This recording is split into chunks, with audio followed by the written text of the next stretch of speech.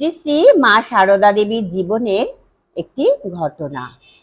মায়ের এক সেবক সন্ন্যাসী একদিন দেখেন মাঝরাতে মায়ের ঘরে আলো জ্বলছে। মা যেন কি করছেন, কেন মায়ের এত রাতে ঘুম ভেঙে গেল? তিনি দেখতে গেলেন। গিয়ে দেখেন মা খুরপি হাতে মেঝেতে কিছু করছেন। মাটির মেঝের একটা জায়গায় এক টুকরো ইট বা ওই রকম কিছু উঁচু হয়ে রয়েছে। দিনের বেলায় ভক্তরা আসবে, বাড়ির লোকেরাও চলাফেরা করবে, তাতে হোঁচট খেতে পারে।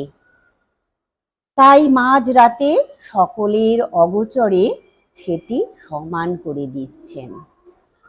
জয় ঠাকুর, জয় মা, প্রণাম মাগো।